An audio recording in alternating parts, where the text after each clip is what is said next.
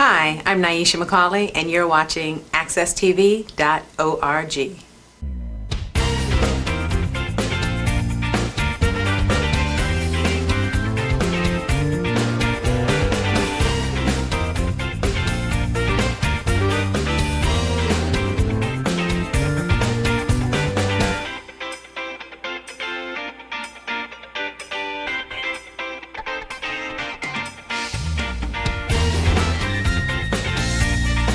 Hi, and welcome to another segment of All Politics is Local with your host, rJo Winch. Be sure to come back and visit us often here on Channel 8 at AccessTV.org. I don't know if you have been listening to the news. I don't know how many of you have been paying attention, but listen up very closely about Obamacare, access care, whatever kind of care it is in your city, in your town. It's already being put into effect. While the Republicans are trying to defund Obamacare, many of our senior citizens are already enjoying the privileges of Obamacare. So make sure that you are informed. Make sure that you know when individuals come and knock on your door and tell you that, do you want to enroll in a health care plan? Do you have health care? That you're making sure that it's the health care plan that you want. If you have no insurance, you definitely, and you are a U.S. citizen, whether you are a naturalized citizen or you have documented papers, you qualify for Obamacare. Whatever kind of care it is called in your state. I think the state of Connecticut is calling it Access Healthcare Connecticut, but it's Obamacare. So because some of the Republicans have a negative annotation about Obamacare, other states are calling it something different just to give people an opportunity to apply for it. So make sure that you do apply for the care because it's your money. So make sure that you and your parents and friends who you know who do not have health care are able to get on board and provide themselves with health care. Now, if you have a health care plan that you're happy with, then don't worry about it. Stay with the plan that you have. If you're not happy with your plan or you don't have a plan at all, then this is when you want to answer the door when the people come by and ask you about signing up for a health care plan. There is a very minimal cost and depends on your income status. You may end up paying nothing. I know some senior citizens who were getting Medicaid Part B that now get their health care for zero because they transitioned over to the Obamacare plan. And then be very, very informative. 2014 is just around the corner. Make sure that you know exactly what your senators, your congressmen are doing for you. Your House of Representatives, what are they doing for you in your neighborhood, in your town? If anything that the Democrats put forward, they want to kill it off just because, then unless you just want them to kill it off just because, you should not be reelecting that person to go to represent you because obviously they don't. So we live in a country where we have representative government. You need to make sure that the person sitting in the chair actually does represent you and your views and what it is that you want. If you can't get your trash picked up on a certain day, you can't go down and talk to your local council, counselor, selectman, or mayor, then maybe that's not the government for you.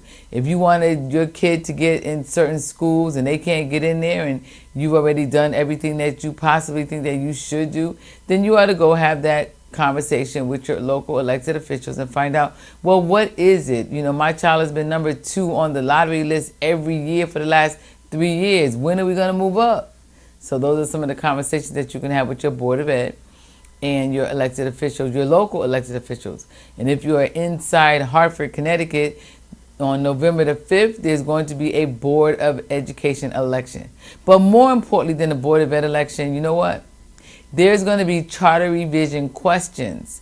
So even if people haven't commonly come out for the Board of Elections, you want to make sure that you get out there and vote for the charter revision. Vote no. I'm advocating for no, and I'll tell you why. One, I don't think that the city of Hartford, 125,000, can afford to have a subsidy fund like the state has, so that when you go and run for office, that the city will have you apply for X number of dollars so that you can, get in office. Say that they have $500,000 they can use for the election. Maybe 100 people want to run now for council. So each of you are going to get, what, $50, $5,000, whatever the math is. Each of you are going to get that amount to run your whole campaign. And if you elect to get public dollars, that's all you can use. You can't use your own money. You can't use anything more. So public financing can be good if you can stay within the restraints, but if all you're going to get is $5,000 or $10,000, that's not any money. So it's just not worth it to have. The other thing that they're advocating for is that your registrar be an appointed registrar. So if you right now, they have a Democrat, a Republican, and a working family registrars. And I don't want to have to point out to you that all three of those are minority women, women of color. And the proposal is to make the Democratic registrar an appointed position, which means that you elect the council is going to elect who they want to give you to be your representative for the registrar's office. There'll be no more Democratic registrar, Republican registrar, working family registrar. You will get one registrar for everybody, the whole 125,000 people inside the city of Hartford. So if you are already complaining that you can't get anything or any services from your registrar's office and you have 3 of them, how much more service are you going to get when you only have one and that person doesn't answer to you, they answer to other elected officials? So you figure that. You have a conversation with yourself and figure out, is that a government that works for you? If you have, people leaving and you apply for the jobs and you live in the municipality and can't get a job there, you need to be having some conversations about, is that the government for you? So make sure that you're qualified for 1, go and apply for 2, and then if you don't get the job, then you should be trying to find out why. Because if individuals are getting in the jobs and then you have to train the person, a light should come on and go, something is wrong with this picture. I applied for the job, I live in the city, somebody else got hired, I get to train the person, but I couldn't have the job. You should be thinking about that. Something is wrong. That's another incident where maybe your government is not working for you. If you have to, continually try to call your local elected officials and you can't get a response until it is an election year, then you need to also be thinking, maybe that's not the government for you. Your government is supposed to be accessible to you. They're supposed to understand your needs, understand what it is that you want, because that's why you send them there. You give them a job to work on your behalf. You give them a job. You say, hey, Mr. Mayor, I want you to be the mayor because I want you to make the decisions for my best interest. Oh, council members, I'm going to go and vote for you because when you get elected, I want you to be in the chair so that you're going to be the person who's going to make sure that when municipal codes are being passed, that they're in the favor of the people. If they're not doing that, then maybe that's not the government for you. You're going to have to really, really decide who it is that you want and then go out and do something about it. Don't just sit at home complaining.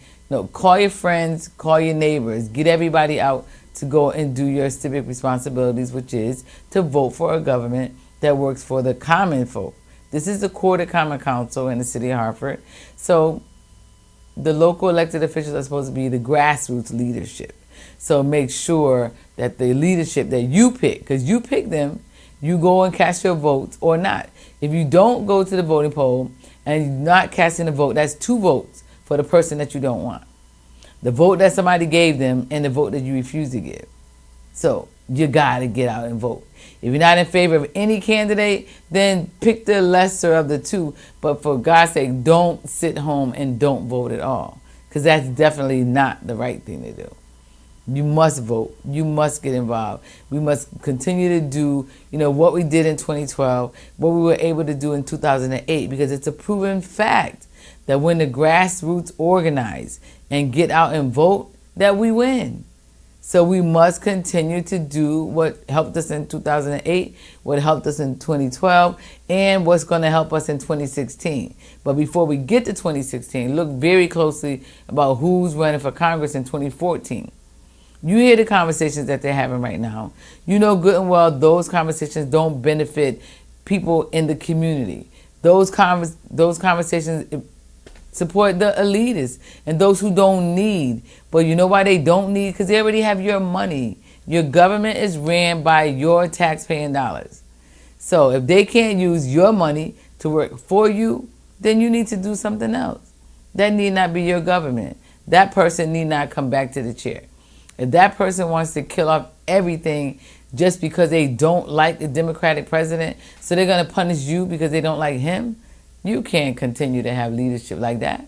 You can't continue to put people in office that don't look at going to work as a job.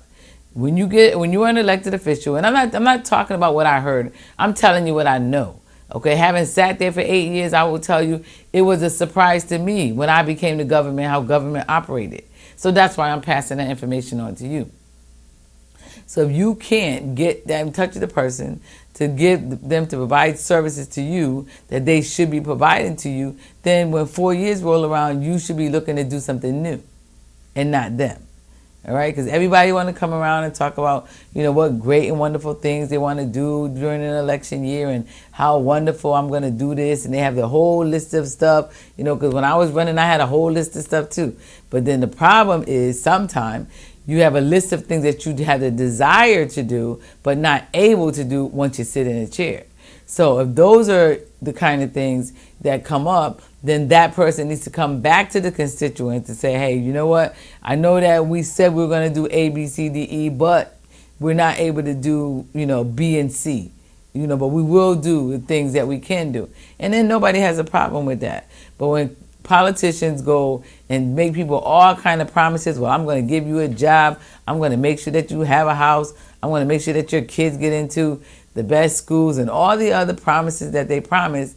And then when they get into office, they deliver none of them. Then, they're just lying. But if they say things, like, okay, we're going to work on this project. We'll work on that project. We'll work on this. All right, then hold them to the task. Because they sound like they have good intentions, and then sometimes people get overwhelmed, get busy, a lot of things happen, and the task just seems like it's not going to happen. So in that case, you got to hold them accountable by saying, remember Mayor so-and-so, remember Councilman Selectman so-and-so, that when you were campaigning, you said you were going to work on ABC. Then they'll probably say, oh yeah, you know what, you're right. Come in, let's sit down and talk about that, because they sincerely want to make it happen.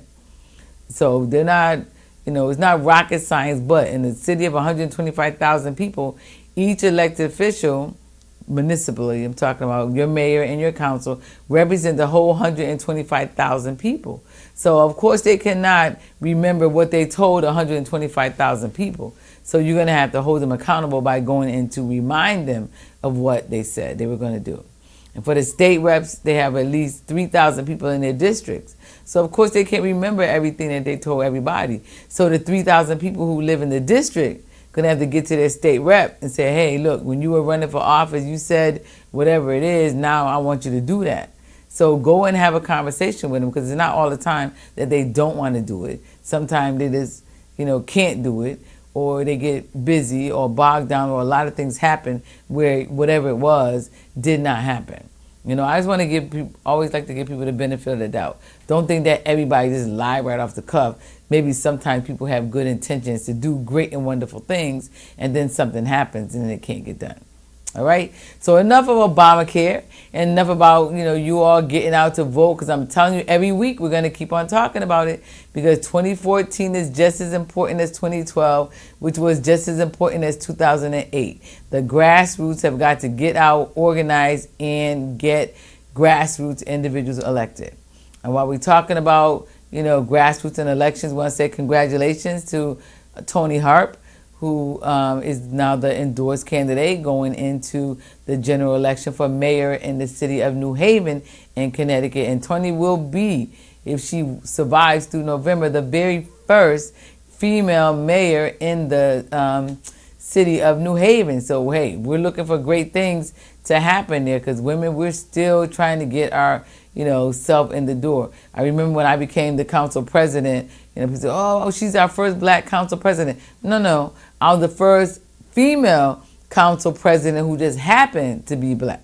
See, so that's two different things. So just want to say the same thing for, the Honorable Tony Harp, who was a state senator from New Haven. Now, hopefully she's going on her way to become the first female mayor of the city of New Haven. And we have only great things to wish for her. But just want to thank you all for tuning in to another segment of All Politics is Local, and stay tuned to www.accesstv.org.